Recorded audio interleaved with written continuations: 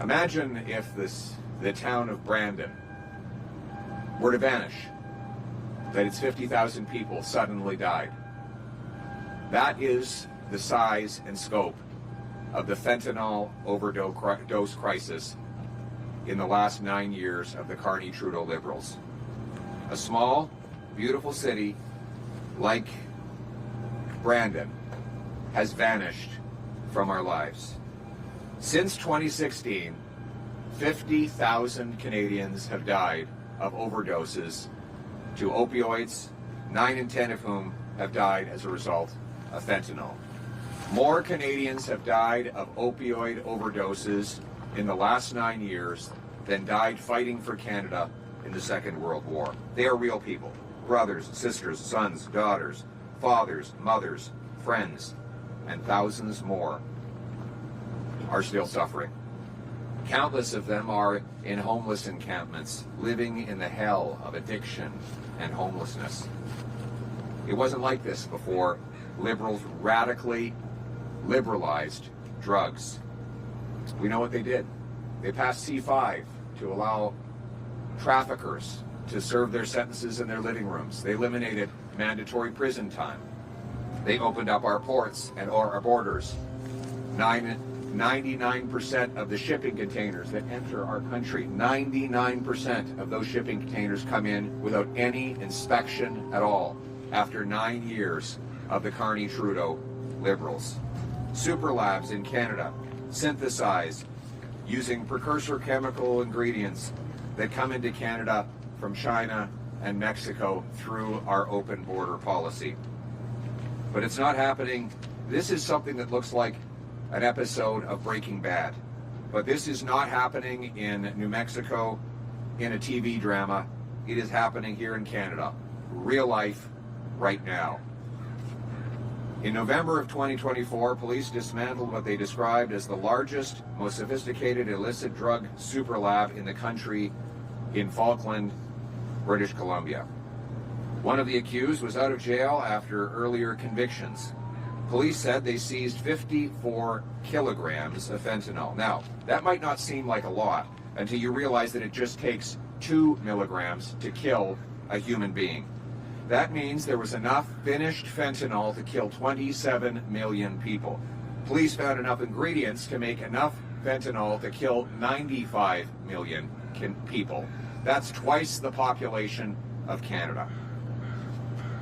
Police also found 390 kilograms of methamphetamine, small explosives, ammunition, silencers, high-capacity magazines, body armor, $500,000 in cash, and 89 firearms, many of which were, quote, loaded and ready to be used.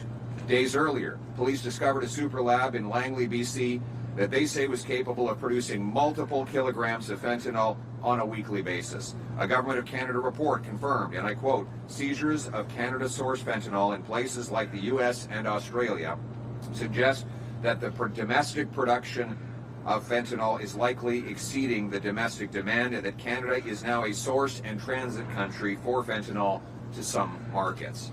The number of seizures of fentanyl at the Canada-U.S. border more than tripled between 2023 and 2024, rising from 239,000 doses to 839 doses.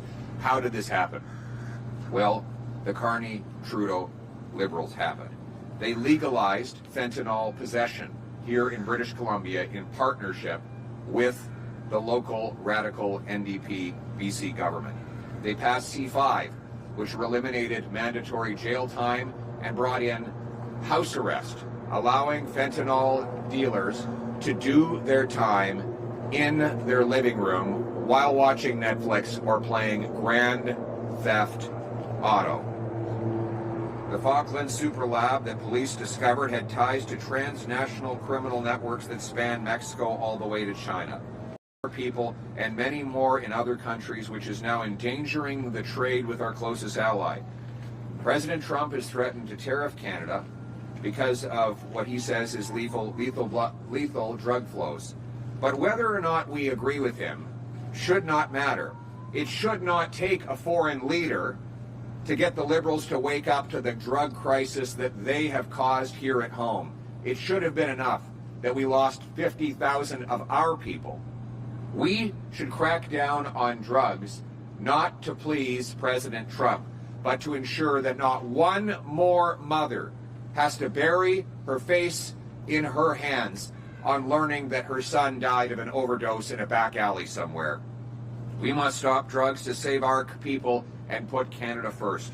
It starts with locking up mass traffickers and manufacturers of this poison with penalties that fit the crime. But what is that crime? Let's call fentanyl trafficking what it is. Mass murder. Selling 40 milligrams of this poison is enough to kill 20 people.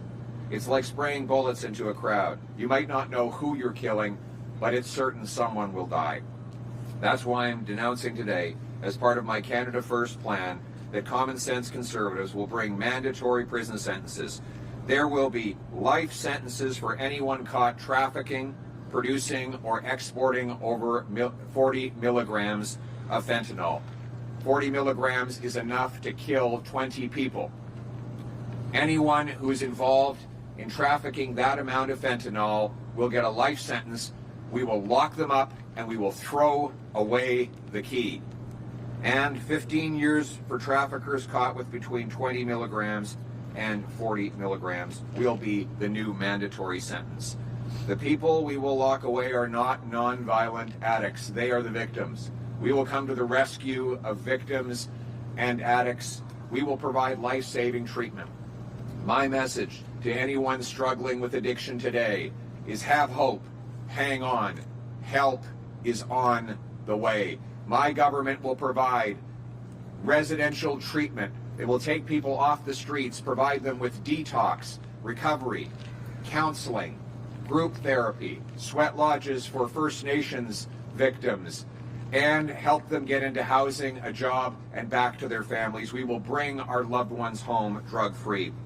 Nor are we talking about the small-time dealer on a street corner, though he too will be punished. Rather, my law will go after the fentanyl kingpins who kill thousands of people each year. We will treat them like the mass murderers they are. We will bring home the country we knew and loved. After 9 years of the Carney-Trudeau Liberals, everything is broken. Housing costs have doubled. Food bank use has doubled. Gun crime has doubled. The national debt has doubled. All of this because Justin Trudeau was implementing the radical policies of carbon tax Carney. These policies have destroyed our working class, and now he threatens an even bigger carbon tax after a brief election pause, a tax that will drive hundreds of billions of dollars out of our country and continue the rising cost of living that the Carney Liberals have imposed over the last 9 years. The good news is, life was not like this before the Carney-Trudeau Liberals, and it won't be like this after they're gone. We're going to bring home the country we knew and loved. We're going to axe the tax, build the homes, fix the budget, and stop the crime. Most of all, we are going to put our country first. This will be a country where hard work pays off, where anyone from anywhere can do anything. That was the Canadian promise, and my purpose is to bring it home.